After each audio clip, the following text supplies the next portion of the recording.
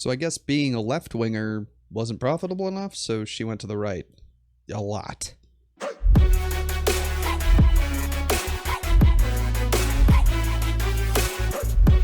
How's it going, everybody? I'm MakeRed2. Welcome back to the channel. Today, we're going to be looking at a video that Candace Owens just recently posted. I was taking a look at the view count on YouTube, and it doesn't seem like it's getting very much traction. It's only like 125,000 views or something like that. Oh, sorry, 150,000 views on YouTube. But I also know this video is also posted on Facebook. I've seen it shared around there. That's actually where I first saw the video, but I wanted to find it on here so I could talk about it. And that video has millions of views on Facebook. It's talking about Facebook censorship.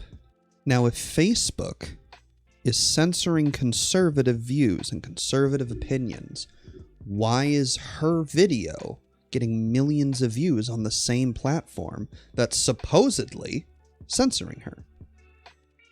I don't understand it either. But let's hop into the video, take a look, and see what she has to say. It's relatively short, so hopefully this won't be too long of a video, but let's jump in. Facebook is trying to delete me. Big Tech is trying to delete us, our movement. We must stop them. So Facebook is trying to delete you, yet the video you posted on Facebook, and also to YouTube, has millions of views and tens or hundreds of thousands of shares on Facebook alone.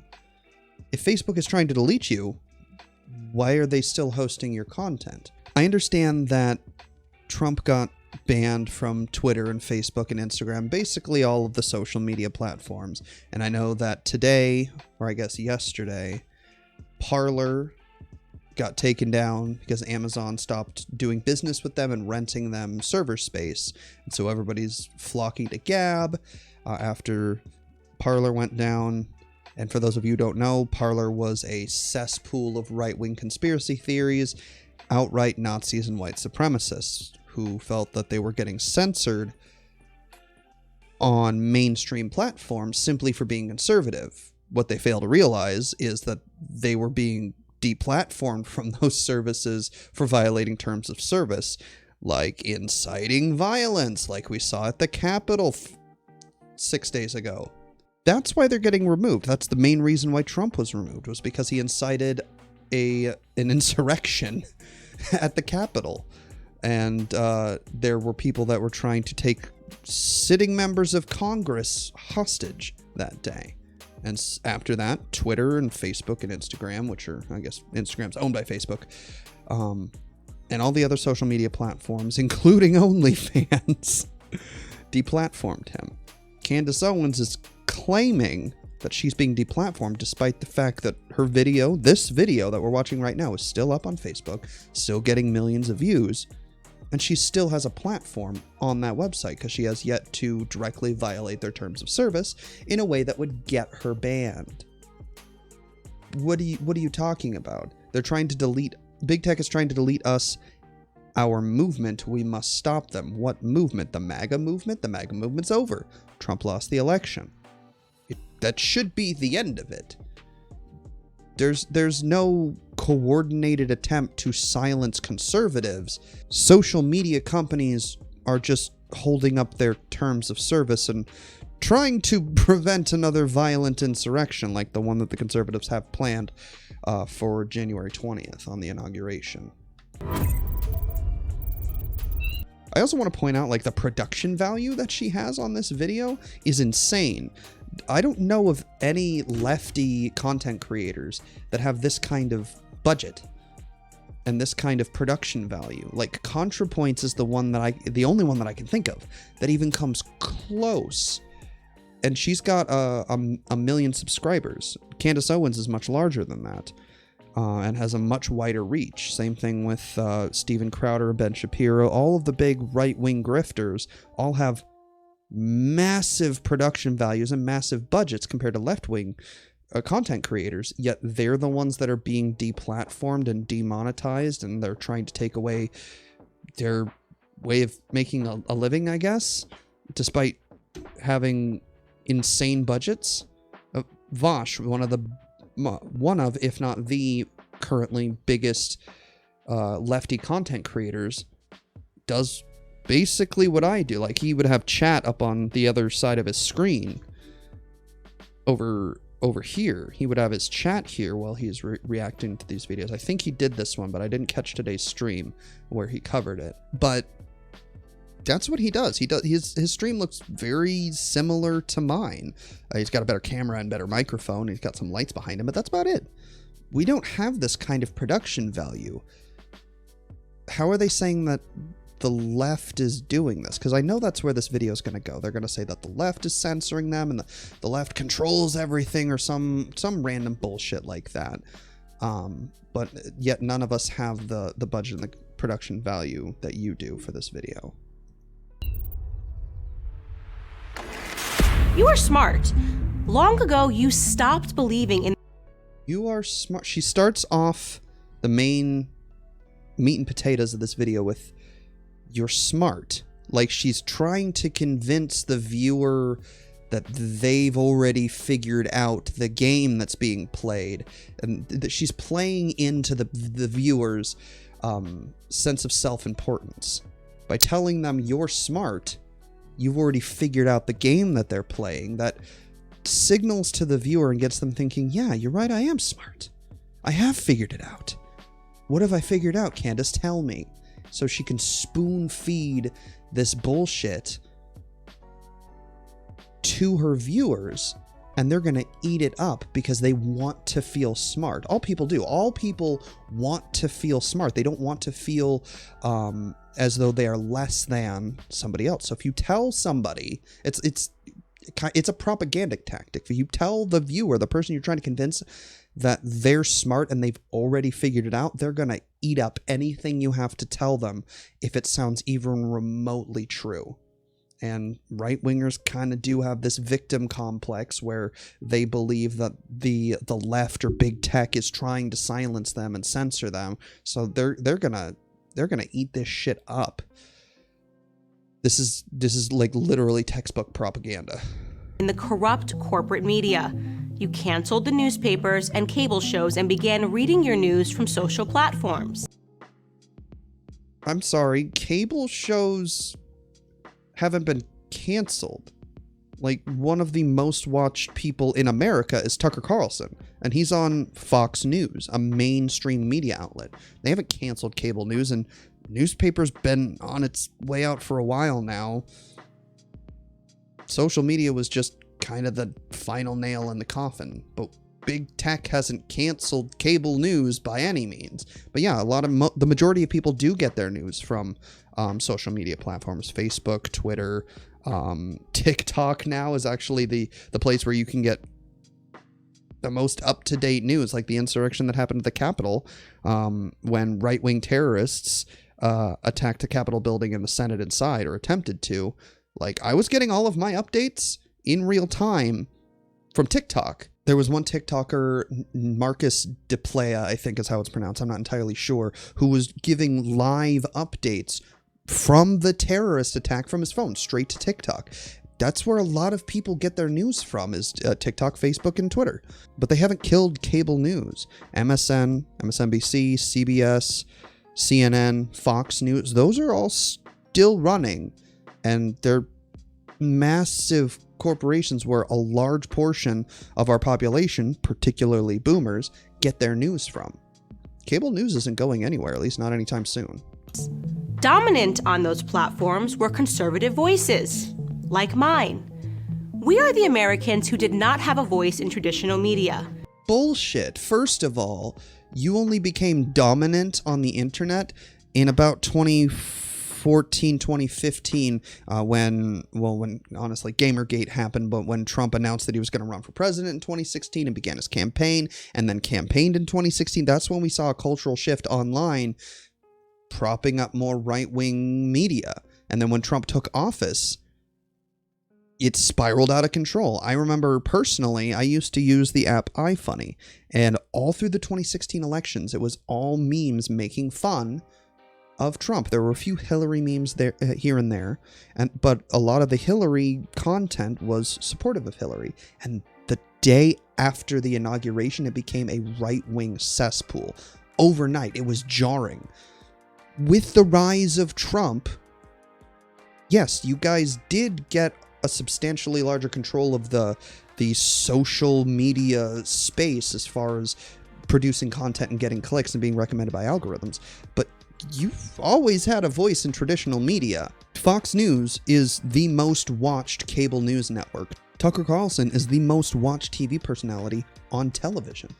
You guys haven't been excommunicated from traditional media the way you think you have. I also do want to point out that I think it was in the 80s or 90s, the fairness doctrines that were placed on mainstream media were removed. They got rid of them, meaning that cable news networks could actively lie to their viewers. They didn't have to be objective and only stick to the facts. They could become hyper partisan, which is what they are now on cable.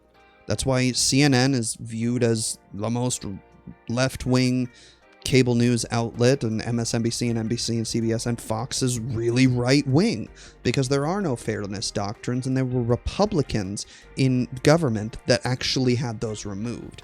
The reason why we have this hyper-partisanship on cable is your fault, Candace.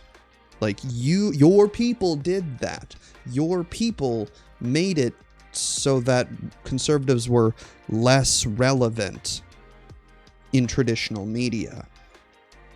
But you guys have a massive voice online. Steven Crowder, Ben Shapiro, you, Candace Owens, like, you guys are massive, way bigger than any lefty content creator. You guys are so much larger than any even left-leaning content creator on the internet. Tim Pool, one of the most watched content creators on the internet, is a right-winger. I don't see where this victim complex comes from, where you think that you're being censored or not getting the clicks you deserve. You're bigger than us, at least as far as online metrics go. Honestly, do you think the left wants me to have a platform to speak? I mean, I wouldn't have a problem with you being deplatformed. Your white supremacist rhetoric is actively damaging to the country. And it's kind of ironic that you are a white supremacist, considering, well, you wouldn't exactly fit in a white supremacist society now, would you?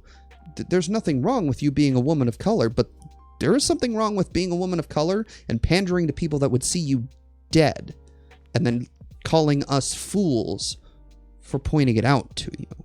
But yeah, I would be happy with you having your platform removed. When you were on the left, you created a doxing website, and then you grifted to the right, denied its existence. When you got proven wrong, you denied what its purpose was, and then have tried to ignore its existence ever since, and have become a mouthpiece and a pick-me for white supremacists. You are somebody that white supremacists can put in front of a camera as a woman of color, spouting the same rhetoric that white supremacists can't necessarily get away with saying in polite spaces because they're white. You're not, so you can get away with it, and if anybody calls you out on it, you can cry racism.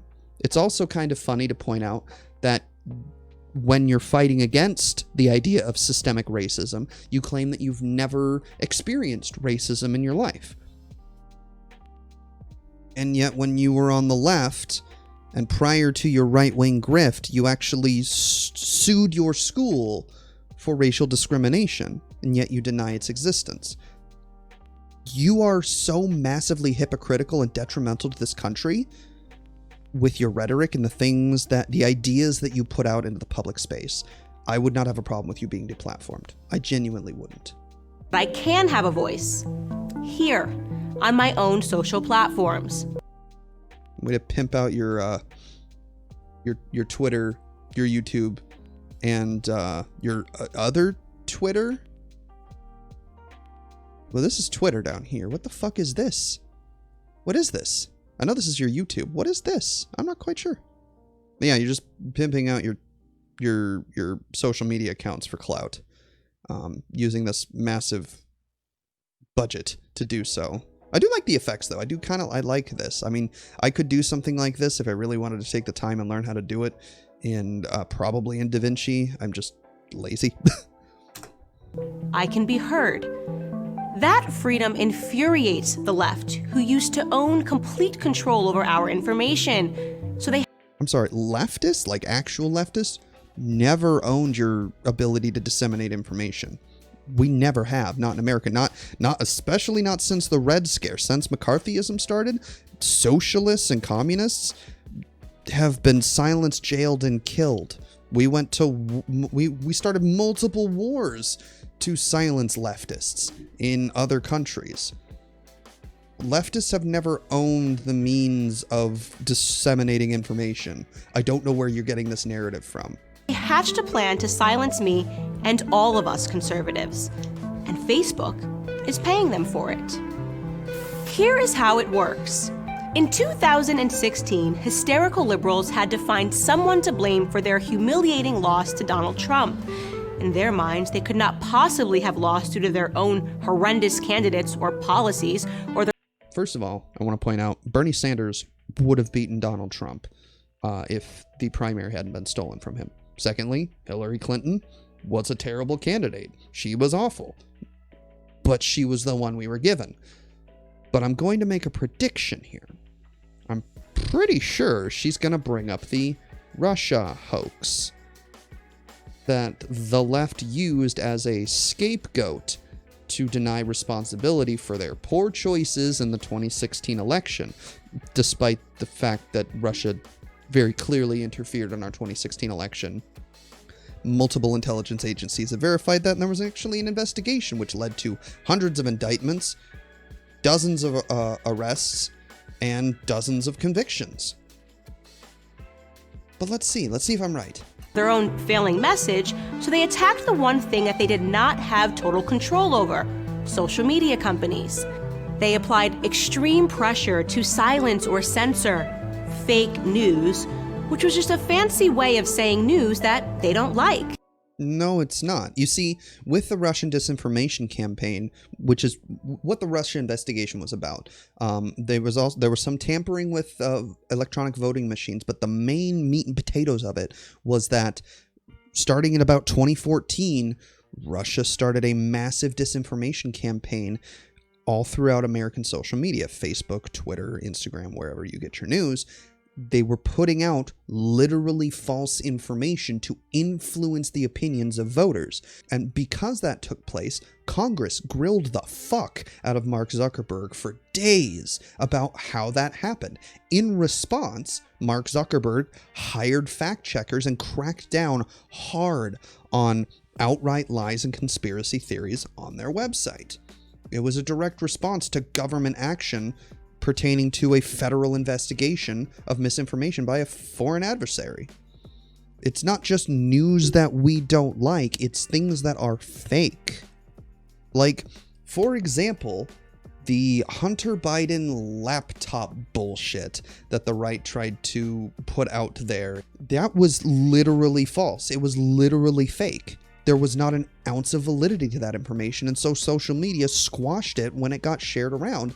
Because it was fake, it wasn't true, and it could severely alter or influence the outcome of the 2020 election. So they got rid of it. They weren't going to host that on their website because it was not true. It's not just censoring news you don't like, it's censoring things that are verifiably false. Facebook bent to that pressure and created a fact-checker network with godlike powers over all of us. Godlike powers? How the hell is verifying whether something is true or not on a private company's site godlike powers? I've seen many articles and many memes and many images shared by relatives on Facebook that just have a little fact check banner at the bottom, or the thing's grayed out and you can click on the middle to see it. On the little button on the middle, you can click on it and you can see the thing. But most of the time, it's just a little banner at the bottom. Fact checkers, here's the information about why this is false or misleading or out of context. They're not just straight up nuking anything that the fact checkers don't like. They just present the actual facts alongside it so that you can make an informed decision about what to do and how to process the information. Here is how Facebook fact-checking works. Fact-checking. She has to convince the viewer that the idea of checking facts is inherently wrong or made up, despite the fact that it's very clearly not. Things are verifiable, and you can present verified information to the contrary of whatever claim is being presented if it is indeed false. That's not fake. It's not made up, but she's got to use the air quotes to try and mislead the audience and make her audience think that something strange or underhanded is going on when it's simply not. It's another propaganda tactic. A website you have never heard of, run by partisan beta leftists. Partisan beta leftists. You see, Candace is kind of obsessed with the idea of masculinity, particularly after the Harry Styles wearing a dress incident that took place that she made a bunch of posts about, along with every other right-wing grifter. But she's very obsessed with the idea of masculinity, and along with the idea of masculinity, or society's interpretation of masculinity, is the idea of being an alpha. And if you're not an alpha, you're a beta. If you're a beta, that's bad because reasons, I suppose. So right-wingers and reactionaries have taken to using the term beta, despite the fact that I'm pretty sure they don't really know what that term actually means, or if it could actually be applied to anybody that they use it against, as sort of an insult, a way to cast aspersions and invalidate somebody's argument through character assassination. Why should I consider this person's opinion? They're a beta.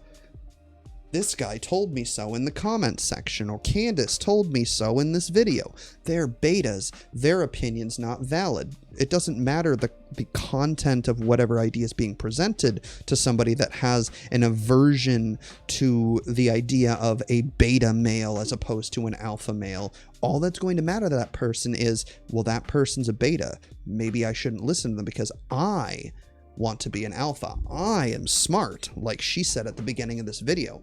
I am smart, I am superior, I am an alpha, therefore I'm going to listen to her rather than the beta leftists that she's talking about. It's a propaganda tactic, and it's also an ad hominem.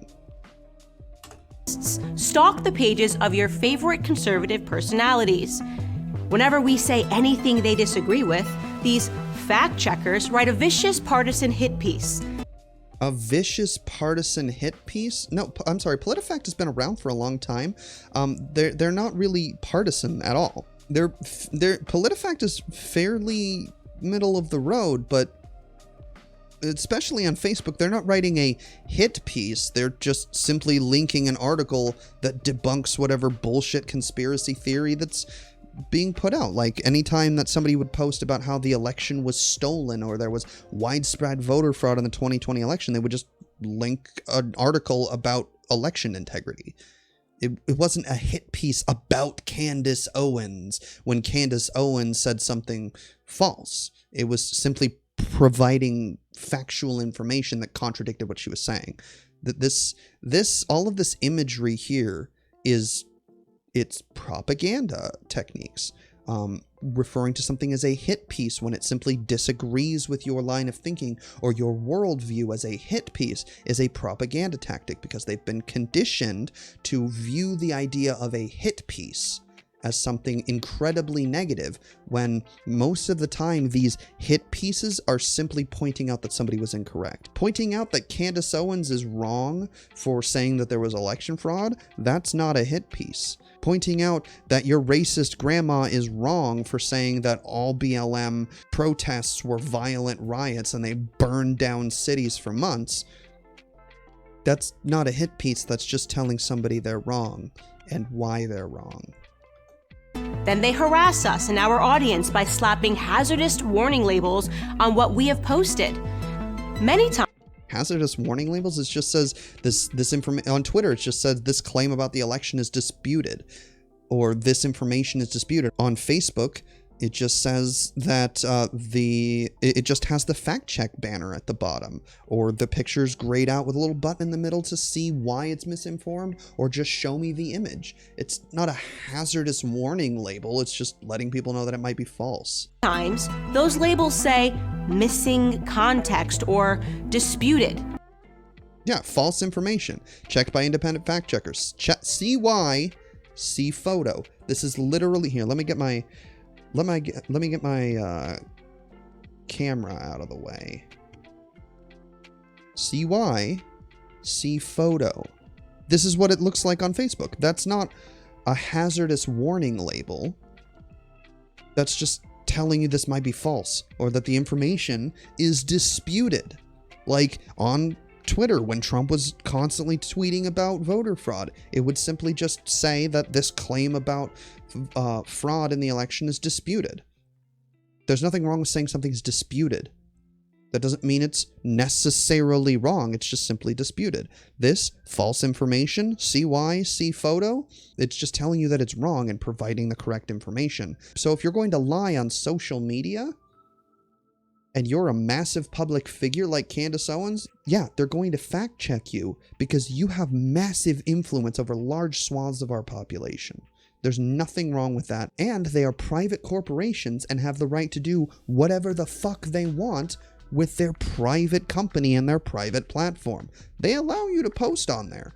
They could just ban you for no fucking reason and there'd be nothing you could do about it. They could just change their terms of service to say Candace Owens violates terms of service. If they wanted to, and the next time you post, they would just ban you.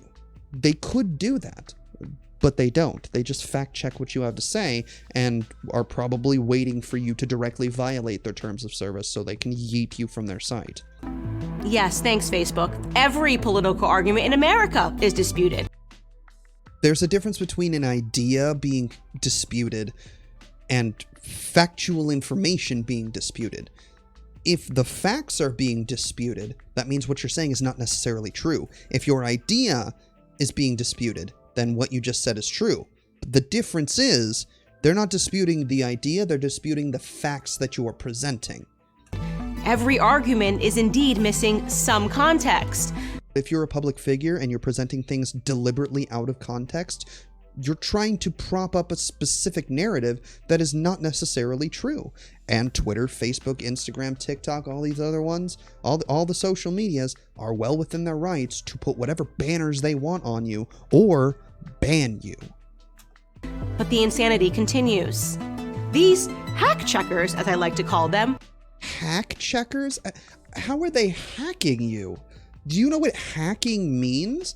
They're using their own, they're not going into your computer and changing shit or stealing your information without your permission. They are doing that, yes, but they're not hacking you. They're fact checking the shit that you're putting on their platform. You're so fucking stupid. Holy shit. Would be just an annoyance, but Facebook gives them the ability to destroy the reach of our content, so we cannot communicate with you. She says on a Facebook video with over 3 million views and over 100,000 shares. They demonetize our pages so we can't make a living producing content for our audiences. She says she can't make a living off of her content on a video with a production value higher than most cable news network shows. I don't see this kind of shit on any network other than like massive networks like HBO or like the Discovery Channel for some nature documentary. You don't see this kind of shit on the internet. What are you talking about? Destroy your revenue and your living. First of all, Facebook is not monetized, neither is Twitter. The only place that you're losing revenue from is YouTube, and this video has 150,000 views. I know I don't have very many subscribers because I'm brand new. My most viewed video is like 1,000, and that was the first video I ever posted, and that was just because of the title. It did really well on the algorithm for some reason. But you're not poor. You're not scraping the bottom of the barrel to pay the bills. you're perpetuating this victim narrative. Again, just using a different aspect. And here is the breathtaking part. Most of these fact checks are pure partisan bile. Well, first of all, they're not. They're just providing facts to check the misinformation that you put out there. But even if they were partisan, so what? They're a private corporation. Welcome to capitalism. Don't you love it? They're false, fake, untrue.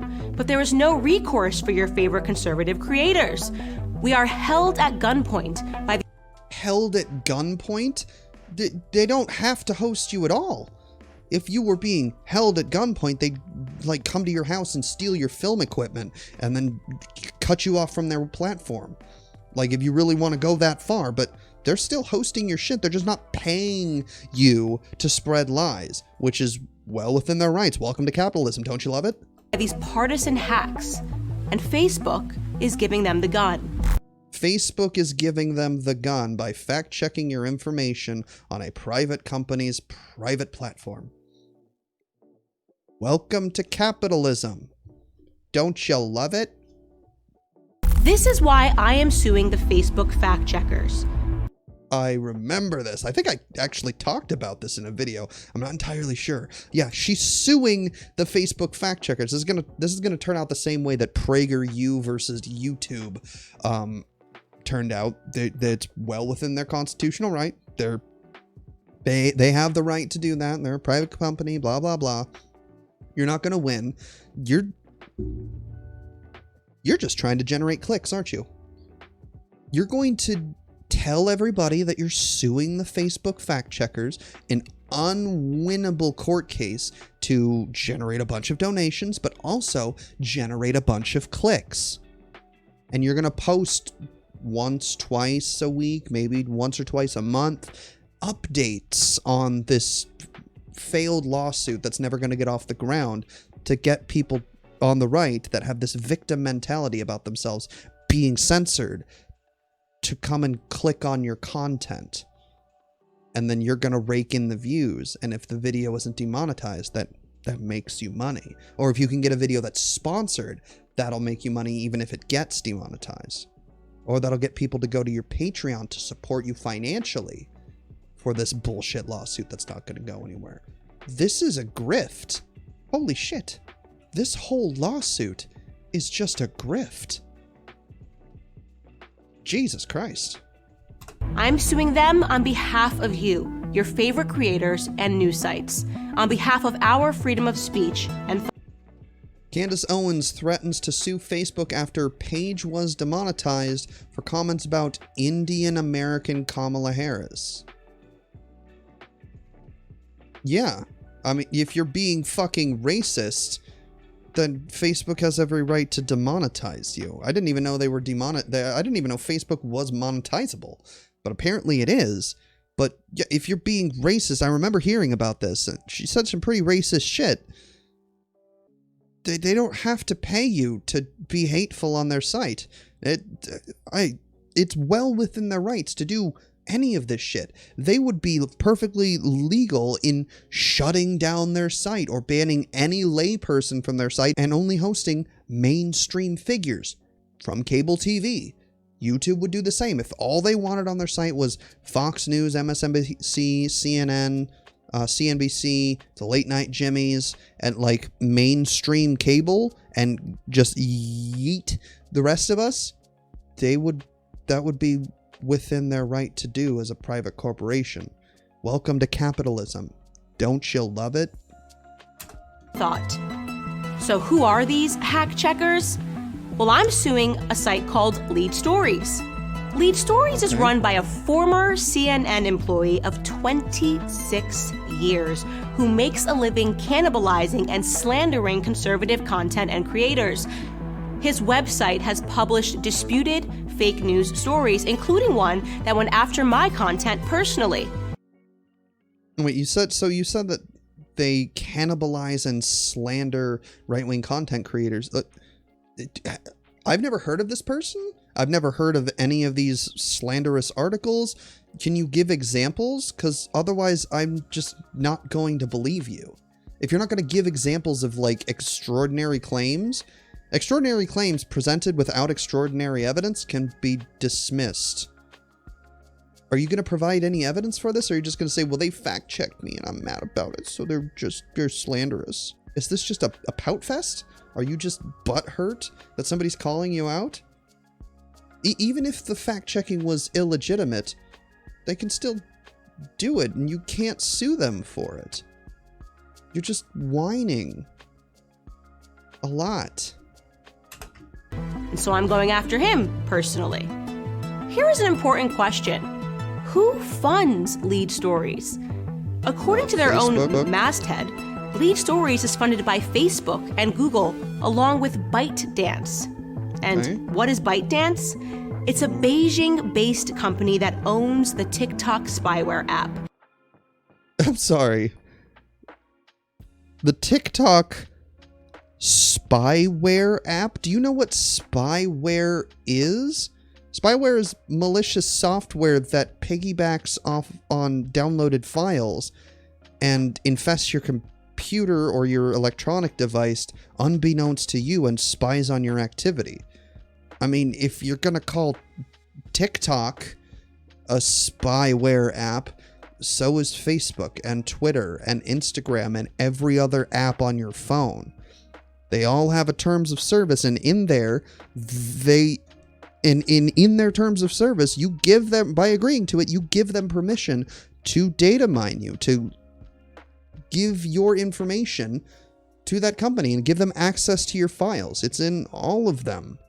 All of the social media apps and all of the apps in general that you use on your phone are spyware. You just don't like TikTok because it comes from China and China's scary.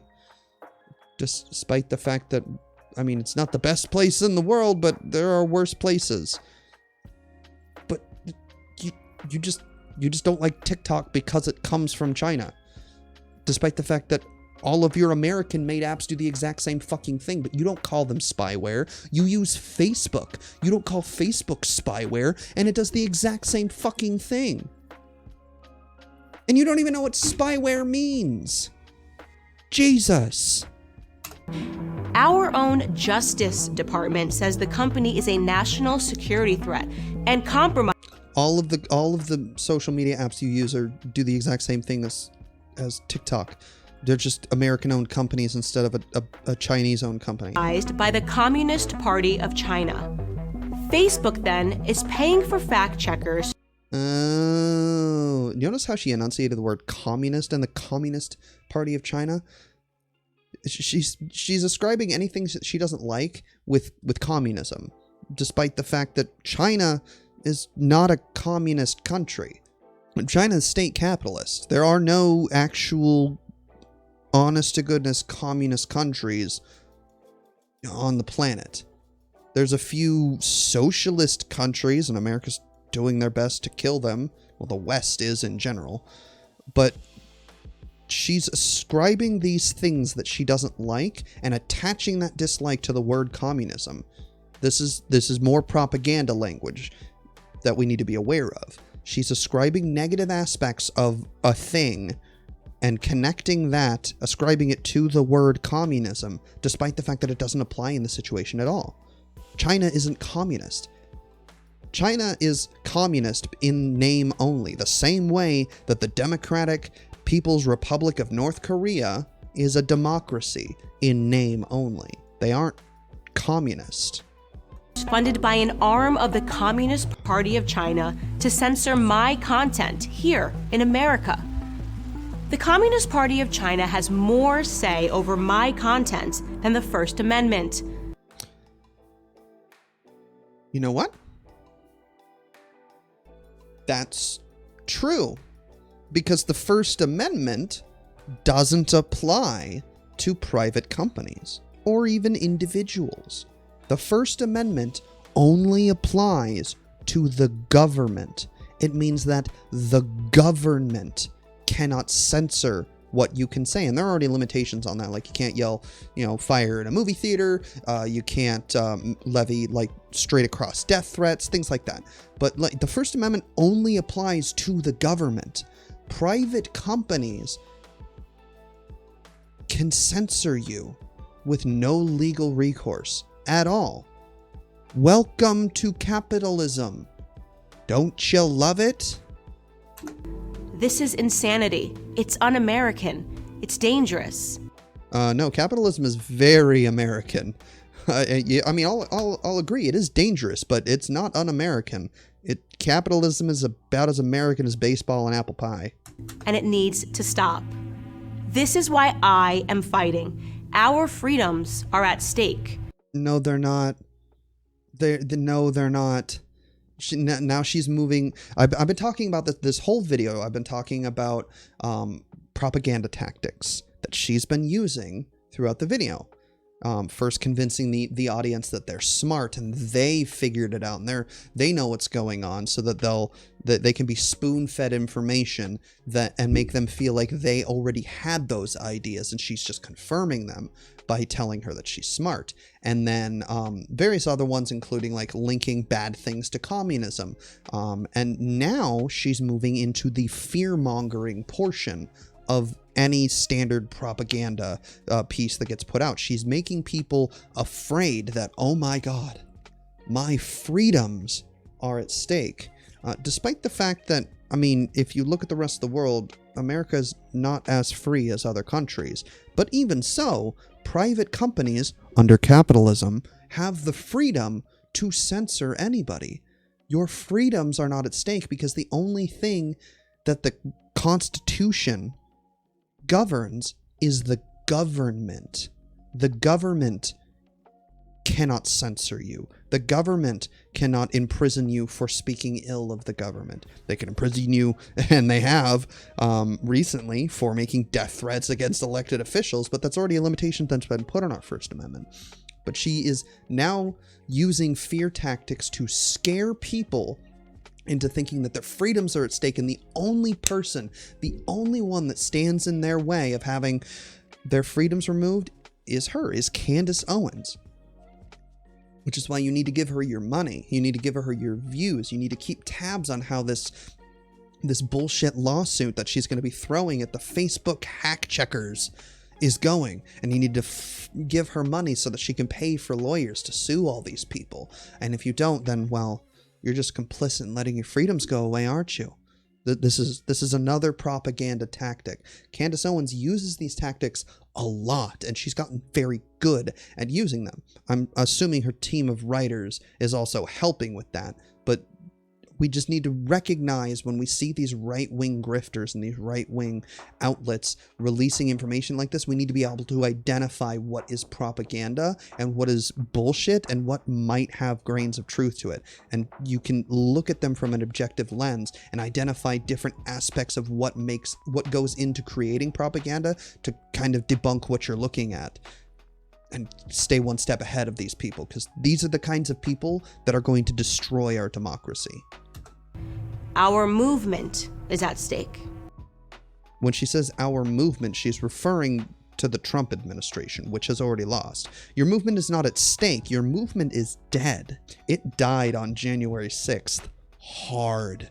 I mean, realistically, it should have died November 7th when the election was called. But after the terrorist attack on the Capitol, when Trump supporters tried to stage a coup, the Republican Party went hands off with Trump and his supporters, and they're trying to distance themselves from him politically and socially from Trump and his cult. Like, they are distancing themselves. Your movement is already dead. Like this whole million militia march that they're going to do on January 20th. One, it's not going to do anything, but it's just the final death throes of a dying movement that's been dying for a long time. And that's going to be the final nail in the coffin with it.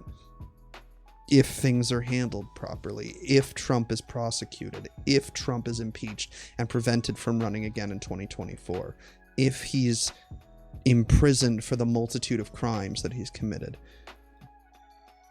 But that's a different video. We know these battles are taking place all over the world. Do you wish to support me in my efforts against these hack checkers? What did I tell you? What did I tell you not 2 minutes ago? She's looking...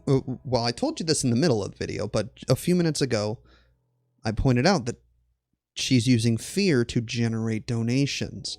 And here she is, not 10 seconds later in the video, asking for money. This is a grift. She's just trying to make money off of unintelligent, uneducated people's fear that their freedoms are at stake. Well, the easiest thing you can do right now is share this video. This video has over 100,000 shares on Facebook. If you wish to donate in support, you can head to www. There it is. All right. Well, I'm not going to shill for her, so that's the end of the video. There's about 15 seconds left, and it's just going to be her shilling for donations.